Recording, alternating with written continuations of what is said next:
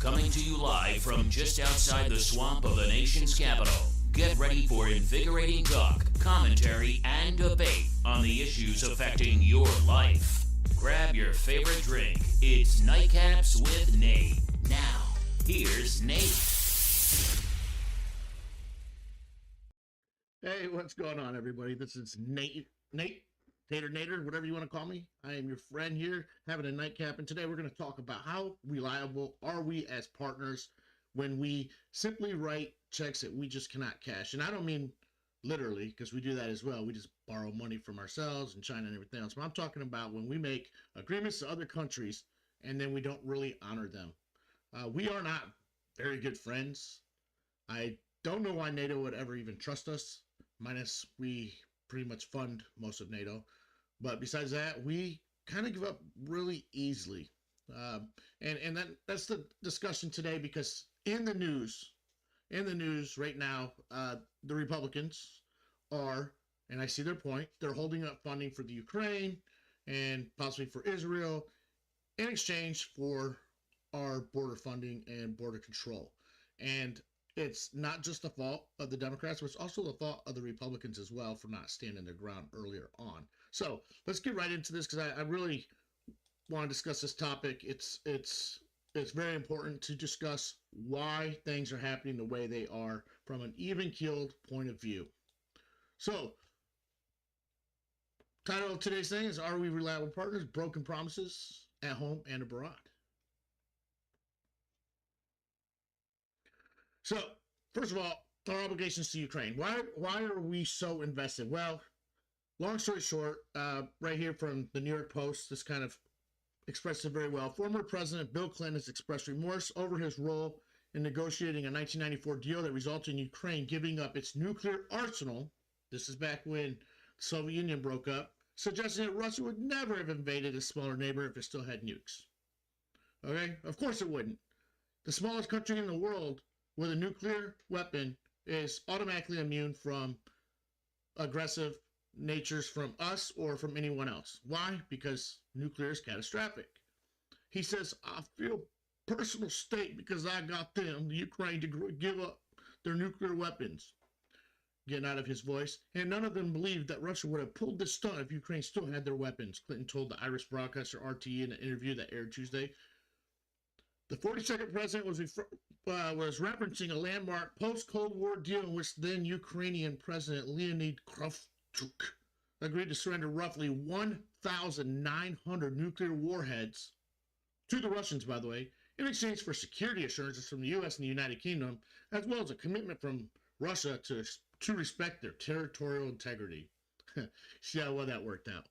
So then what happens? Under Biden, Russia invades. Russia did nothing under Trump, by the way, because they're scared to death of Trump. And then, under Obama first, and then Trump, nothing happens. And then Biden comes in, and then they just go all-out war against the Ukraine. Why? Because, one, you don't trust Russia. But two, they know that we're not really going to go in there and defend them.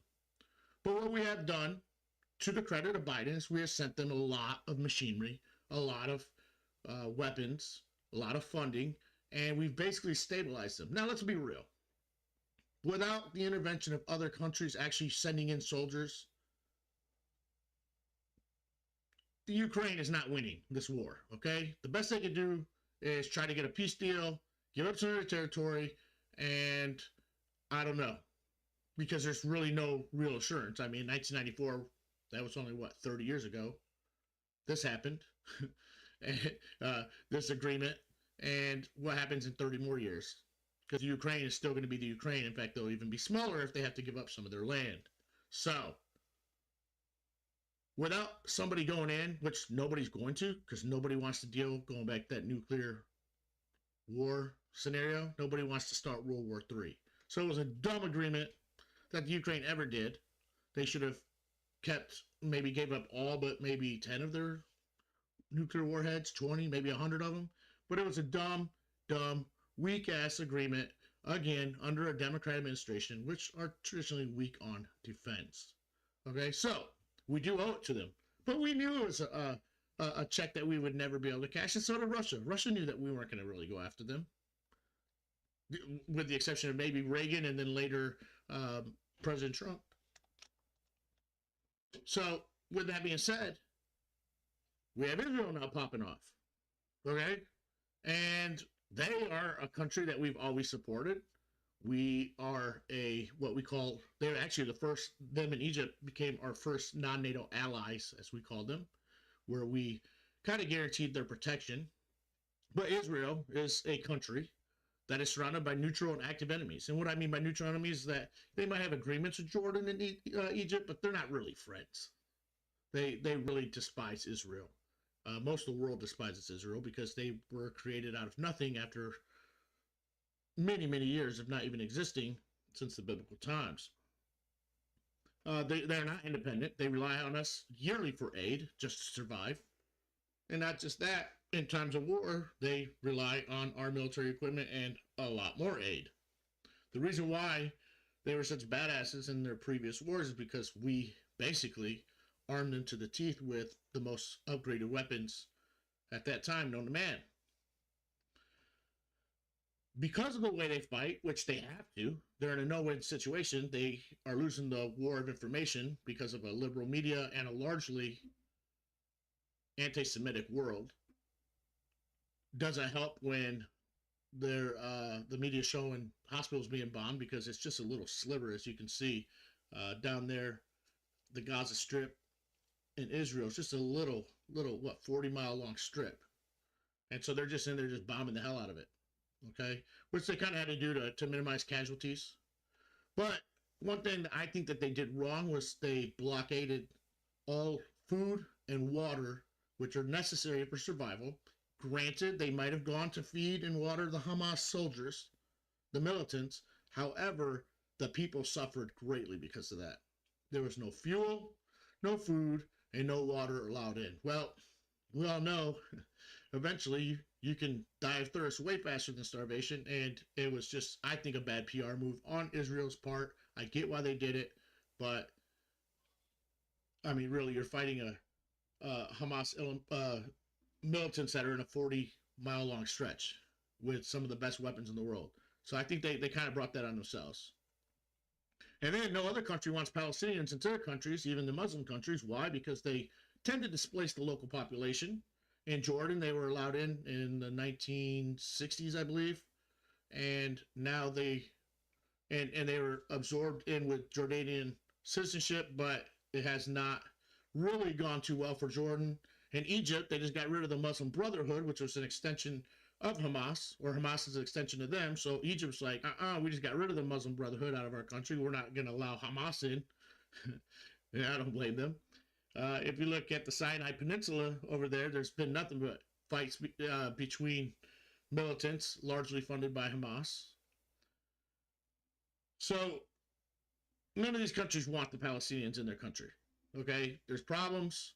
And then the problem with Israel for long term is that they have a lower birth rate than Palestinians, thanks to modern science. They basically have done what all the Western world has done. They've birth controlled or aborted their population to decimation, really. Palestinians already outnumber the Israelis, so by about, I think maybe it's like 200,000 people, but what happens in 10, 15 years? They're going to way outweigh. So really, Israel wants the Palestinians to be expelled because the less Palestinians, they can't always be a country that's ruled by the minority. That's what's going on with Syria right now, Syria and their civil war. So, what does that mean? Well, we have a commitment to these countries, but we also have a commitment to our own country.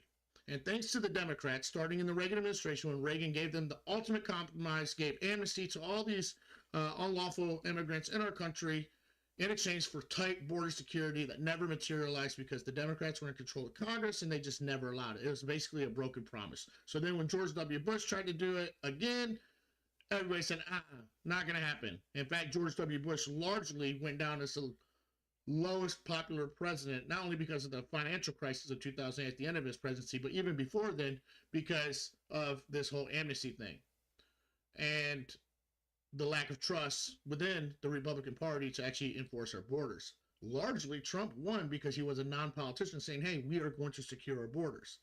Okay? So the Republicans rightly feel that we care more about other nations' borders more than our own.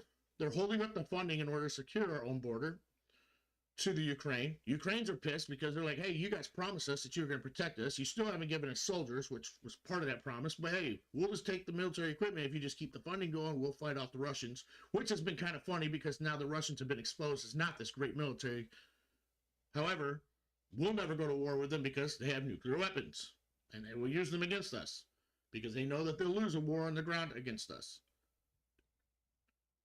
The Russians are smart enough to know that no Western country really wants to commit over 10 years and what Putin already has says, the next Vietnam, where we're going to basically keep just sending them money, and just keep this thing at a stalemate because neither side is really making progress.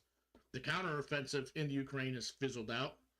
I think they've gained probably 2 or 3 miles of actual land. It's basically a World War I trench warfare going on, only with much more lethal and deadly drones. So what's happening here? Republicans said, hey, I'm not going to go back to my constituents continuing to send billions and billions of dollars to these other countries for their border security when we're not even taking care of our own. They're correct. I think both sides are correct here. The Democrats are saying, hey, we owe it to them, which is usually the Republicans and the neocons that used to do that. And the Republicans are saying, hey, let's talk, but we're not going to do it without our own border security. So, one of the other big issues, and that should be changed, it's under discussion under the Biden signal he is finally willing to compromise to get aid to the Ukraine. Part of that is this misused humanitarian parole, which basically paroles any asylum seeker that comes because the asylum system is broke. And the immigrants know it. They come over. They know that they're probably not going to win their case, but it's going to take years to hear the case. So instead of being able to be expelled immediately back to their country, they're legally allowed to stay here until their case takes years and years and years to go through the process, and that's if they even show up at all. There's no tethering, there's no monitoring, and so this loophole has been exposed in the last, say, 5 years where these huge caravans are just coming in, flooding our resources. And a lot of people say, well, what about the poor immigrants? I agree. It's sad. It's very sad, but we can't take in everybody, okay? We can't take in everybody. Every child that is even illegal immigrant children that have no papers, their parents have no papers, they, under a bad, in my opinion, Supreme Court precedent, said that they are entitled to the free public education system. I think that's crazy. I think it was dumb. But each child, for 12 or 13 years that they go through, kindergarten through 12, times each of those by each child, by millions of children, at $10,000 to $15,000 per year per child. That alone is unsustainable. And then medical care. Okay? So, Republicans have described the program, this humanitarian parole, as essentially an end run around Congress by letting in large numbers of people who otherwise would have no path to be admitted. Texas has sued the administration to stop the program aimed specifically at Cubans, Haitians, Nicaraguans, and Venezuelans. Venezuelans, believe it or not, are the largest amount of immigrants coming right now because they voted in a socialist and now they're paying for it. Should we not learn from that? Bottom line is this. We have to come to a compromise to take care of our own borders and also be willing to take care of the obligations that we put forth. Next time we make obligations, we should say, hey, for the next 30 years, we will secure your country if you do A or B. And then they have the right to say no, you know. But these agreements that go on forever, like with Taiwan against China, now Ukraine against Russia, okay, Israel against everybody that's a Muslim country. We cannot have these agreements that go on and on and on and on and on. At the same time, we have a border. I'm all about legal immigration. Everybody, I think, is about legal immigration. But we are a nation with borders, regardless of how we got the borders, regardless of what war it took. And yes, we owe the Native Americans, and a lot of the country was formerly Mexico itself. But guess what? Shit happens. Every nation was formed by some sort of war. Okay? We've evolved, so we're trying not to do that anymore. But you still see it going on in Africa right now and other parts of the country. other parts of the world. So, bottom line, we are an established nation with borders, and we need to take care of those borders. Like and subscribe this. If you think this was good, please share it with other people. Again, like and subscribe. It helps. I don't have any sponsorship deals, so I do this totally free because I love to talk to you guys over at Nightcap about the issue of the day. So, with that being said, I will see y'all later. This has been Nightcaps with Nate. Please join Nate for a nightcap every weeknight at 9 Eastern here on Facebook Live.